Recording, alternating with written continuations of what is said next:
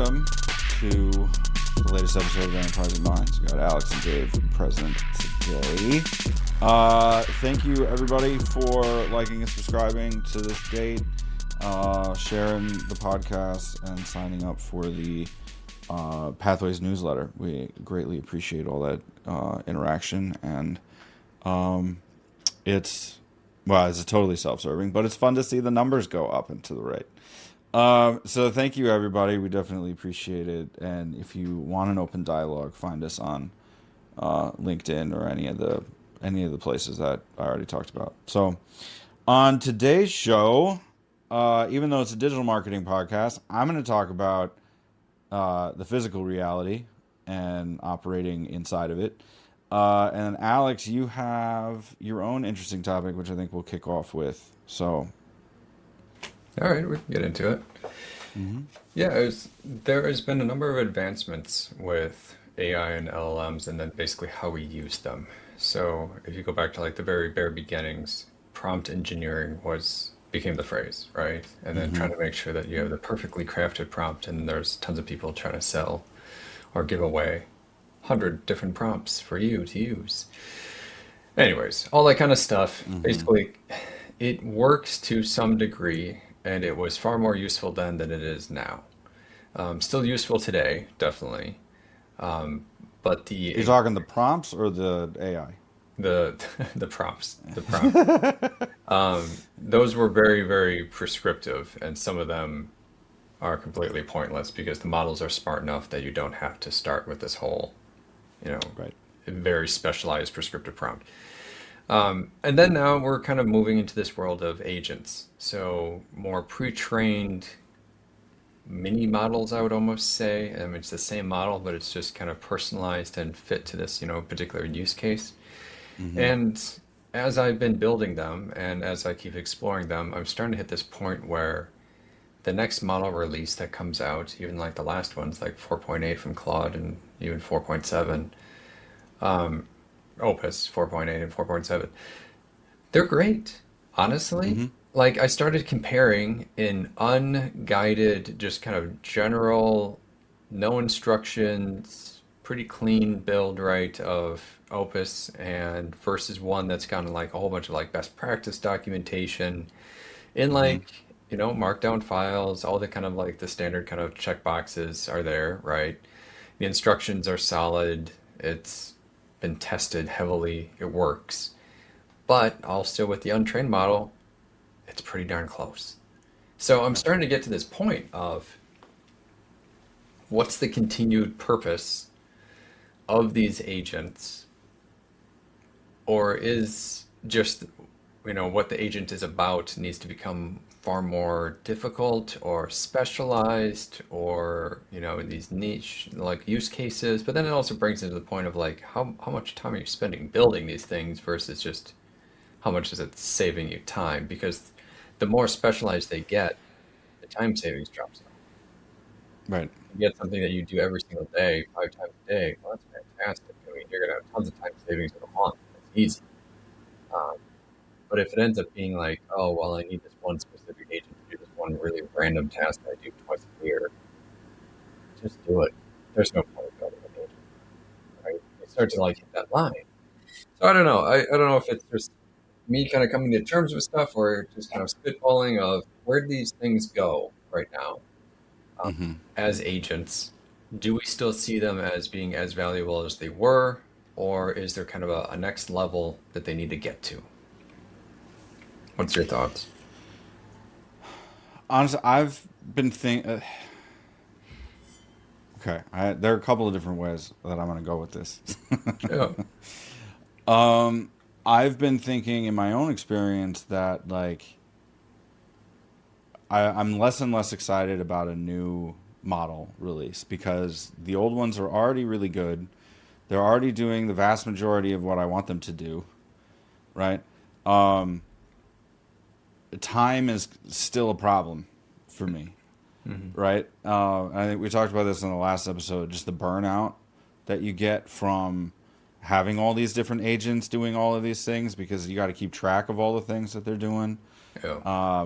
and then, while they're working, you're trying to do something else, so you're split or you're jumping back and forth. And so I'm finding myself being really much more intentional on what do I need to go deep in, what do I want to go deep in, right? And then how can I have these help me with things that I would otherwise deprioritize, Yeah. right? Now, I don't know about you, but my coworkers are still very much at the beginning. Like, I mean, I introduced a coworker of mine to the fact that, hey, we have Copilot finally. And you can have it summarize your unread emails. And they're like, "Oh my God, what?"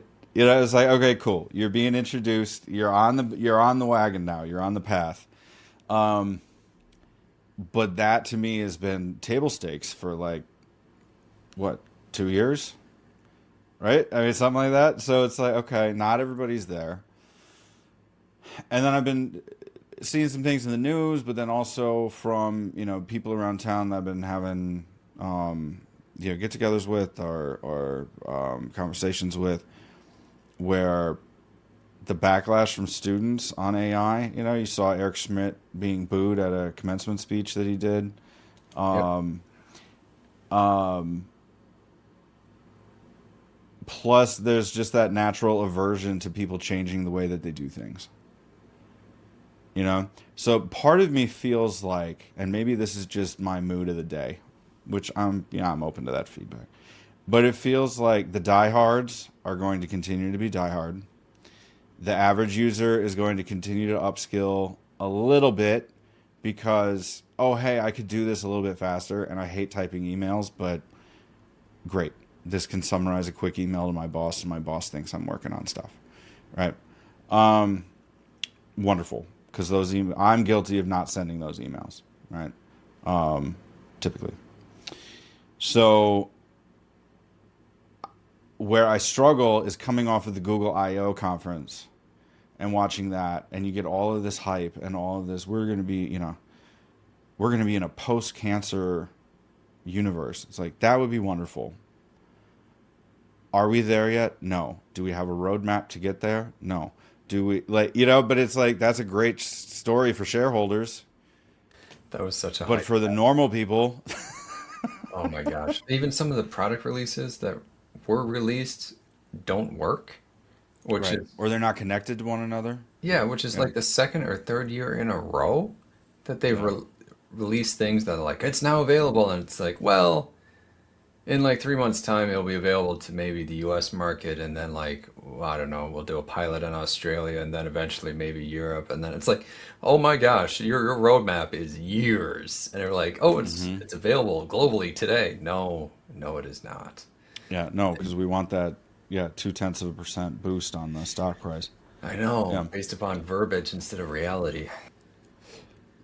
Yeah. So I think, for me, I think there is that big split between the narrative with Wall Street and then the reality on the ground, and it feels like that gap is continuing to widen for me. Um, um,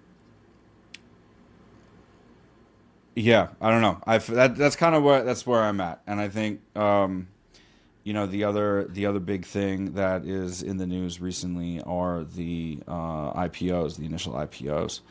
Now, granted, I will just say, because I'm friends with a lot of lawyers, this is not investing advice. This is purely entertainment.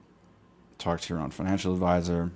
But personally, SpaceX looks like a disaster to me. Claude is more interesting to me in the long term. But the initial bump, man, I don't know. That feels like, wait 3 days for the initial dip and then buy the dip. You know what I mean? Yeah. I have, But what are your thoughts on the IPOs? Because I know. I actually have concerns about Claude, OpenAI, any of them with their IPOs. Um, Listen to a bit of a contrarian economist, but I have to say I agree with the overall thought of basically comparing this to the telecom market, where you Yep. have an incredible technology that gets released, amazing things are built in value off of it. Right. But the technology itself isn't worth a whole lot. I mean, that's Right. the thing is like the amount of people who are connected via cell phones and the amount of connections and the connection speed and quality, it's all skyrocketing and it has been for 15, 20 years. Like it's an amazing path. However, I don't think Mhm. of Sprint, T-Mobile, AT&T, you name it, Vonage. I mean, it doesn't matter where on earth you are, Right. don't care. I mean, and if you look at the stocks, also, nobody really seems to care as well. But the technology that they're creating is phenomenal, but it's a base layer. It's a Right. utility. And even Apple on top of it goes up and down quite a bit. And gotta say, innovation wise, those things have kind of slowed down a bit. Yeah. Stocks are decent, but still, like, you got a limitation there. And then the thing that's actually building value off of it really becomes TikTok, Facebook, I mean, what became Meta with Instagram. I mean, like the valuation that basically happened due to the ability of what cell phones generated was really where the money was at. It wasn't so much Right. on like, hey, we're putting up more cell phone towers and everybody's tracking where the next cell phone tower is going to go up. Like, we don't care about that. But we do Right. care about data centers for AI companies. Like, if you think about like what a utility kind of like topic, like who this that always kind of cut me as pretty funny. It was like, man, of all the sci-fi novels I ever read, there was AI all over the place, but nobody talked about the complaints of AI data centers. Like that never came Right. up. Right. Like so, once you talk about these utility factors of just like this is just a part of it, then it starts to look more and more like just a cog in a machine versus you know the amazing, experience that is this all-knowing, all-seeing, Hmm. all-powerful tool. Yeah. Cue Pink Floyd. Yeah, I Welcome to the know. I mean, machine. Yeah. yeah, I mean, on the other hand, it's fantastic also that these tools, the very best of the best, are available globally for $20 a month, and that's Right. amazing. I mean, it's not stuck in some giant corporation's locker, and only the giant, largest of corporations ever get access to it.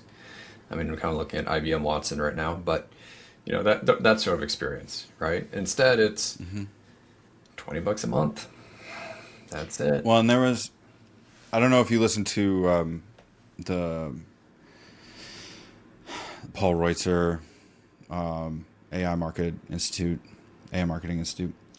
Um, that podcast this week, they were talking about some of the headlines that were in various publications around CFOs looking at how much they're spending on tokens and how they're blowing through the AI budgets, and then they're Yep. realizing, actually, you know what? People might be cheaper. Correct. Yeah. And you know what? We get more loyalty and a longer, Yeah. turnaround. And, it's interesting that kind of all these things are coming into focus because, Yeah. I mean, there definitely was, oh my God, this is new technology. We have to Right. figure it out. We have to figure Right. it out. Like, whatever. Um,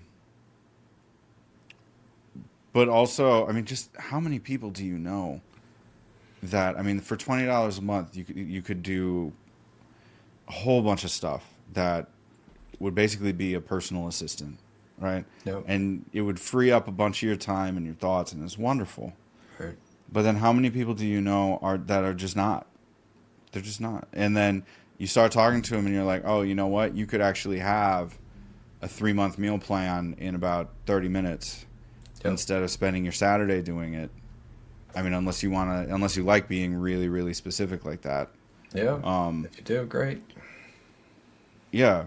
And so I think, one of the analogies that I used way back when we first started talking about this was like, to me, AI seemed like frozen dinners in the grocery store. I was like, okay, for some people that is good enough, Hmm.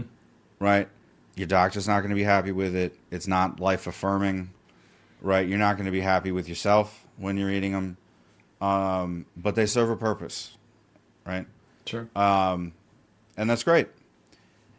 If you want an enjoyable experience, or you prioritize quality of food, or what the food does to your body, whatever, like, then you're going to pay for more premium ingredients, premium experience with, like, world-renowned chefs, or maybe you go to the avant-garde side of things, and then then it's jazz, and it's like, that was an experience, but you know what?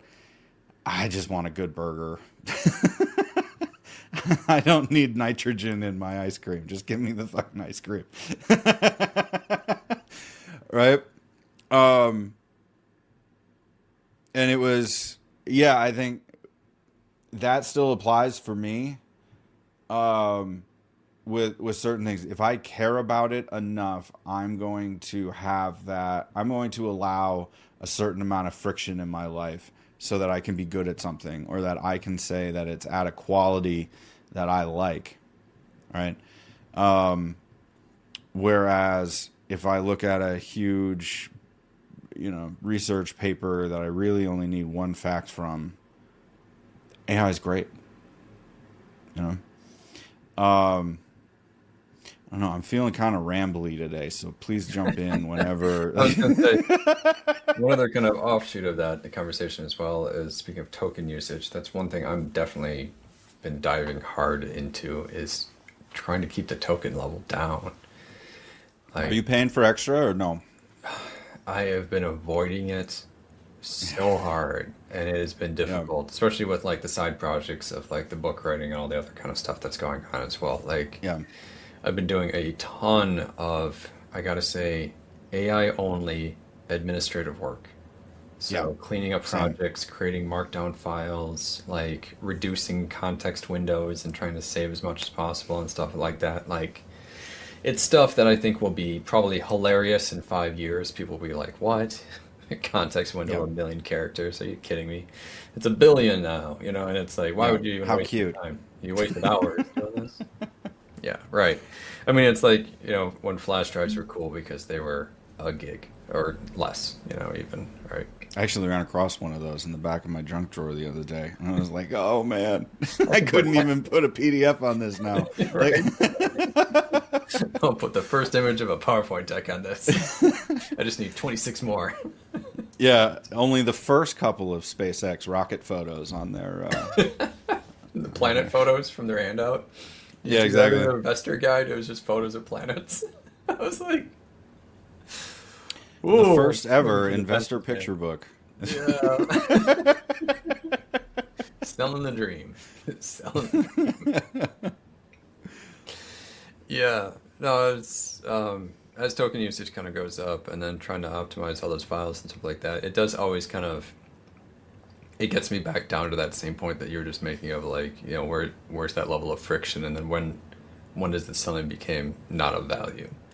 And I've been hitting that, especially with the book project, because now with the number of chapters I've written, it blows its context window by reviewing Just files. trying to remember stuff. Right, Yeah. and then trying to check, like, if I do a continuity check, man, that's like the end of the session for the night. Like, that's it. Like, it's just gonna kill it. So, it's. I've even been going back to ChatGPT's, trying to, dual load basically the same project. Hasn't really been working, if not surprising. But trying to basically kind of keep both of them in pace with each other through instructions and files and stuff like that, of trying to basically kind of dual between the two of them before I start paying for extra. But Yeah, it's interesting because I pay for all three, and I keep thinking how I need to just not pay for all three. But then I keep finding these situations where it's like, oh, I was on a groove with Claude, and now I'm out. yeah, Okay, switch over to ChatGPT, blah, blah, blah, blah, blah. Right? And like, I have some stuff with Gemini, but I'm finding Gemini is more of my sort of everyday personal assistant okay, kind of thing, because it's on the phone, it's got my emails, okay, is much more of the personal thing, and I'm like falling into that kind of groove with that. Where Yeah. Claude and ChatGPT are very much more work, or creative idea kind of things. Um, Interesting. there's something about Google where it's like they've coded it so that the answers are like always short. Oh, nice. Yeah, I've got And that in outside of a work construction. context, that's great. Yeah. When I'm playing with an idea or I want you to help me write something or, I don't want brevity then, right? Oh, I want the sure. long answer and then I want Sure. to edit it down from Yeah. there. But that's my own personal preference and workflow, right? Um, Give me the whole thing and then we'll take out the unnecessary stuff. Yeah. Um, Have you been shifting models within those different subscriptions as well? Because that's the other thing yeah, that I've I get been into. I've been playing around with that because like it's interesting. So AI, at least for my friends, uh, everybody's got a book project now, which is awesome and hilarious. Because Great we have, competition.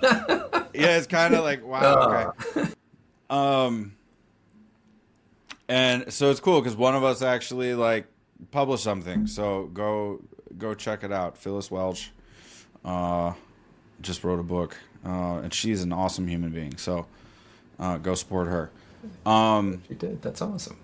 yeah. Um, so Opus 4748 is wonderful for the creative, huge book kind of writing project stuff.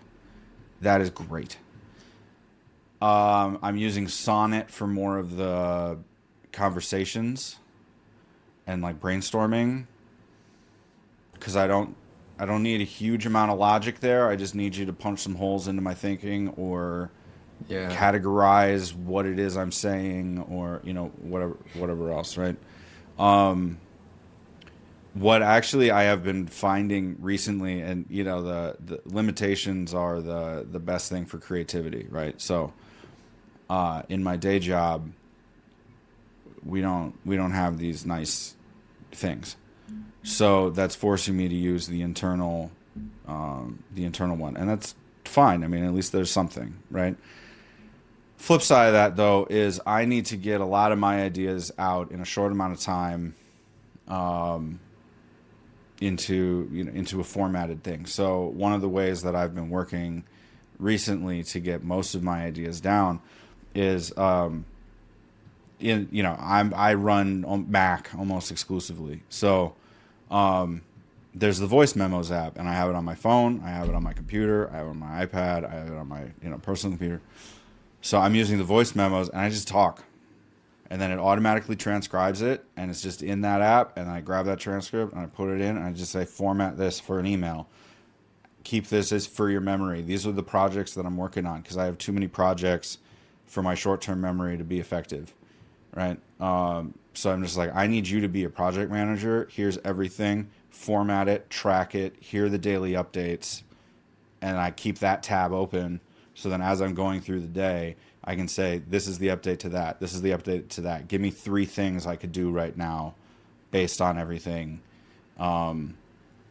I got 15 minutes. Give me something I could do in 15 minutes.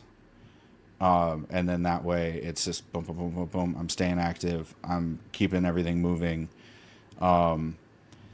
And it's a way to work more quickly with a limited use, which is interesting for me because then, going to Google I/O or seeing these model releases and being like, here's all these crazy new things you can do. And it's like, yeah, I don't know that I need that though.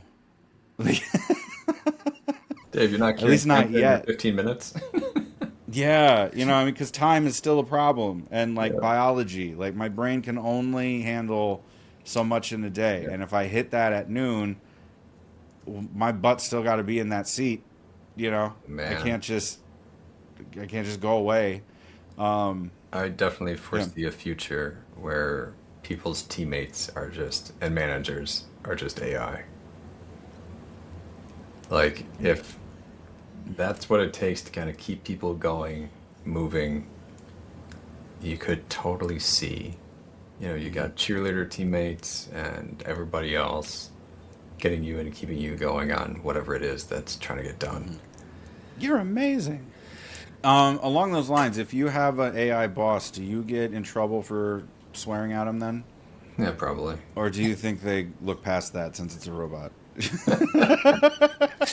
bet it Asking collects, for a friend. I bet it collects everything and then pulls a sentiment analysis. Be like, yes, we're seeing a lack of productivity after 1 p.m. Yeah. Also, general negative stance after meetings with these people. Hmm. You appear to be a jerk. We've detected a potential future workplace violation. Yeah, Yeah, Minority Report for exactly. workplaces. Yeah, that's The lovely. sentiment analysis. Yeah. Based on your YouTube search history, these comedians. Yeah, right. uh, no, thank you. No, Yeah, thank you. that's going to be an interesting world. Yeah, It'll, and it's interesting because like I hear things from from friends that are on the agency side or consulting side where they're like, "Man, I don't know what we're gonna do," right? But then I talk to some friends that are on the small business side. Either they only own their own things, or they are in charge of running all the marketing or whatever for their own the small thing, and they're like, "I don't know what to do." So there's this weird mismatch of the knowledge is there, yeah, nobody knows what to do with it, nobody's confident enough to like explore it. right. And I keep going back to I was listening to Kendrick Lamar the other day, as you do, and there was a quick line in one of the songs of, um, you know, knowledge is not intelligence, or no, it's the other way around. Intelligence is not knowledge, and I was like, oh, that totally explains AI for me. Just because you have all the stats doesn't mean anything, right? There's no you don't know what to do with it. You just know Right. it, right? Sure. And if you Yeah. apply it incorrectly, well, guess what? You're still gonna have bad results because there was no taste, there was no experience to help guide it. There's no whatever. I mean, that's the human element to me that really comes into this. Where like, okay, cool, we have the complete knowledge of Alexandria 2.0 right now, Yeah. um, and yet it feels like 90% of people are just creating cat videos instead of actually doing something useful, right? Can I bring a really weird and strange example that fits this? Absolutely, that's the point of this. Google Rewards. If you've been invited to their program, it Mm-mm. is a bizarre little program. And what it is a mix between um, some of the Google Express and some of their kind of small business accelerator programs, if you're familiar with the Mm-hmm. Google My Business side of things, or Right. the very quick and fast, form of advertising that they've been pushing like crazy to small businesses, which is like, we'll handle everything. Just type in your website and hit enter and give us money. Which I'm sure the success rate is just fantastic with things that are completely Right. unguided But and that's people have no that's idea what because they're you doing. know what you're doing. Yeah, So yeah, I know. So the Google Rewards program, if you get into that, they have all their automated recommendations, which if anybody's had a history with paid search, you know how bad their automated recommendations are. hmm But if you click them and apply them in right. their nice little formatted website, which just shows you each of the recommendations, and you just click it, you get points. And those points then get redeemed for pens and mugs and backpacks and Herman Miller chairs and a PS5 if you get enough points. So you click all these things, you gain all these points, you burn your actual business and ad account, and Right. you get a I'm gonna PS5. say it's cheaper to just buy the Herman Miller chair. I got no leads, but man, I got this sweet PS5. I was like, man, I should go back to the agency side. What am I doing? I'm gonna collect all these gift cards. Click clicking these things and then undoing them because, dear God, that's a dumb idea. You do have to keep them active for like 30 days to get the points, so that won't work. But I mean, that is. I Like, do feel like there's going to be a lot of the consulting for those who can hold on yeah. will be cleaning up the AI stuff. Yeah. But we don't have enough experience with the AI only campaigns yet to fully understand how much work there is going to be of that. Yeah. Yeah. If you've been running PMAX campaigns, especially anything lead gen, you'll know that pain because, yes, they can find, I don't know if it's even individuals, I'm pretty sure it's bots, that will fill out leads. They will do it, and they'll optimize to that. But then it's Do you think this is the business equivalent of taking health advice from TikTok influencers? You just need turmeric with a little black pepper. Yeah, you got to, because it activates black it. pepper. Yeah, you need the black pepper For seasoning. Yeah, pretty much. I mean, it's just like this generic crap advice, which, I mean, getting back to your point of like just using straight AI for a very uneducated, unintentional kind of purpose, you're going to get something really generic and really basic. It does take quite a bit to provide all that context, like your voice memos, you know, talking about the active projects and the updates to them, not just like general context, right? Because they'll write a professional email, but it might not be your tone and voice at all. If you include enough of your tone and voice, then yeah, then it's there. It finally gets the context, right? And or you have these mass-produced, pushed like crazy, overhyped machine learning systems that are just not that good. Right. And then people come back with like, oh, it doesn't work. You know, they just write off the entire category, which, I mean, you and I have spoken at that at length of all the times we run into clients who are like, oh yeah, paid search doesn't work for us. It's like, come again? Yeah. Oh, you did it poorly and it didn't work. Right. Yeah. Yeah, there's a reason. Yeah, I love the marketers who are just like, well, it should work this way. It's like, well, yeah, I should be skinny, but here we are. You know, like I'm glad we live in a world of shoulds. Yeah, exactly. Actual reality. Let's switch. Yeah. So, okay, it's on me. I know I need to do better. I'm working on it. You know. But man, yeah, I think so. As an example, right? Because people like case studies. So, you know how whenever you go on a vacation, you're like, all right, this is gonna be great. I'm gonna relax. But then you forget about the 2 days before you go on vacation where you got to wrap everything up or like prep everybody for how you're going to be gone because they want to seem like they're going to cover for you, but really they're just not going to be helpful. But you appreciate the effort. So I found myself in that situation recently. And like I said, I have too many projects to keep my memory straight, right? So I'm just like, all right. I find a meeting room, I book it out, I sit down, I turn on the voice memo, and I just start talking. And I go, I'm running through all of this because I need to update my team on everything that's going on, the status of every project, what they need to watch out for over the next week while I'm gone, yada, yada, yada. 48 minutes later, I get the transcript. And then I put it in, and I'm just like, this better not like truncate anything because I literally don't have time to do that again. And I just put it in, and I'm like, and it's like, okay, great, and I categorize it because you know my brain is like all over the place a lot of times, where you just start talking and then you free associate. You're like, oh yeah, and that, and then that, and then that. But it ended up being really nice because like for the last month or so, I've been telling my boss like, hey man, this is too much. Like, I can't. Like, I need help. Right? So I send him the email after I have AI put it into a format that I can email my boss. And he goes, hey, this is too much. I'm like, yeah, I've been telling you.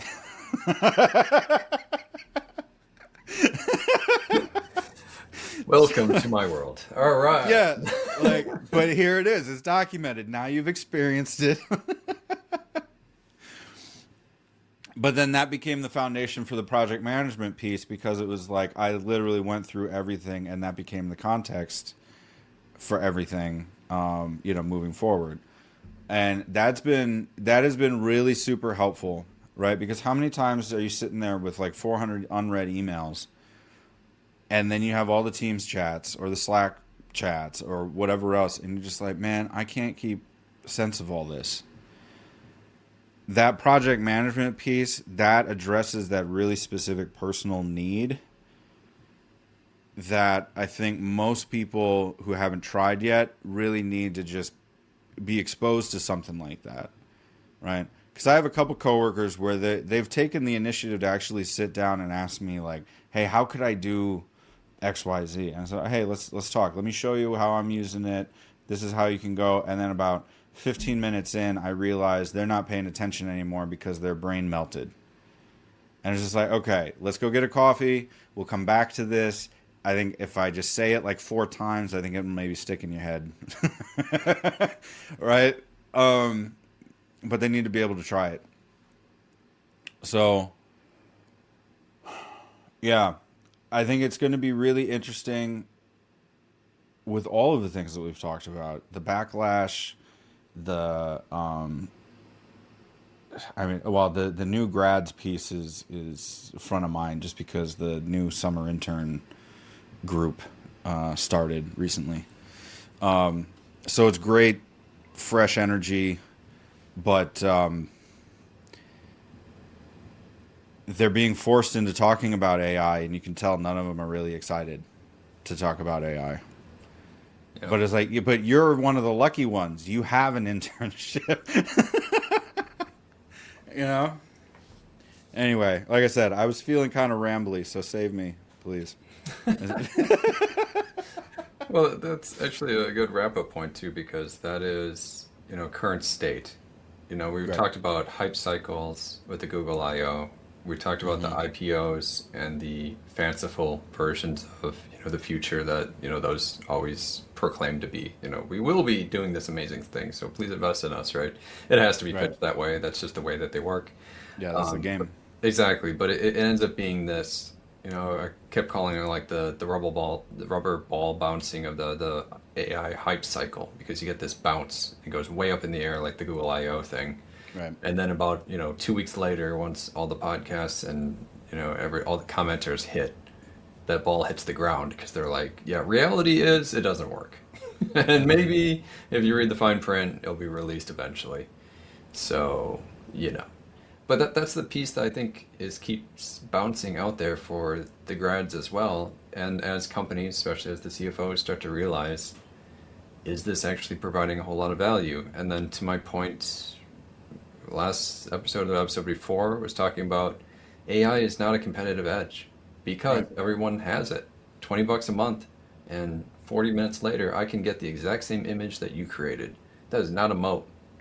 That did nothing for you. Like, you want to write on a massive, highly segmented, many hundreds of ads campaign?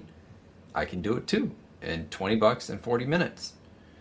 Like, there's no moat there either. So it's not a competitive edge. So it's not really replacing people. It's not really doing the job of other people.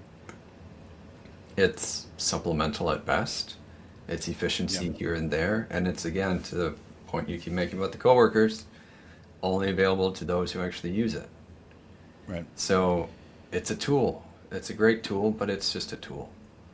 And And I that keep hype I keep cycle. trying to find circumstances where I'm like, what would I be willing to fully automate? Yeah. And honestly, throughout the entire customer journey, there's not much. Yep. The creation of ideas, like getting something to react to, yeah, sure. But then I want to polish them because I know who we're targeting, or I know, No. I'm empathetic towards the target audience and what they need, and yeah. So it's like there's not much that I would want to totally automate, and it's interesting because I don't know if you saw this, because algorithms are all different. Some of the SEO guys that we like to follow have started posting case studies of people who have implemented the AI advice on AdWords or Yeah. on their website, and they're Yeah. seeing it work either for a short period of time and then it crashes, Yeah. or it's a slow trend down because it's no longer unique. It doesn't have a point of view. It doesn't have additional information. It doesn't, like, yeah. So, yeah, having taste, having a point of view is still the differentiator. But you need to have the confidence to do that. Yeah. Right. So anyway, I was going to talk about meeting in person, but we're short on time. So I'll just put a plug out there. The stuff that I have felt really, really, really good about recently has been all in a coffee shop or a restaurant, talking to new people, finding out about their career journeys, connecting on some nerdy thing like guitar pedals. So just keep doing that. Use AI to carve out 30 minutes so that you can have 30 minutes with a human. I'll just pitch that as a to-do between now and the next episode of Enterprising Minds. Thank you for listening, for sticking around. Thoughts, comments, and questions, guys. We're looking for that. We love the feedback. So please comment, share it. Find us on LinkedIn or on enterprisingminds.com. And until next time, take care and keep having fun. Cheers.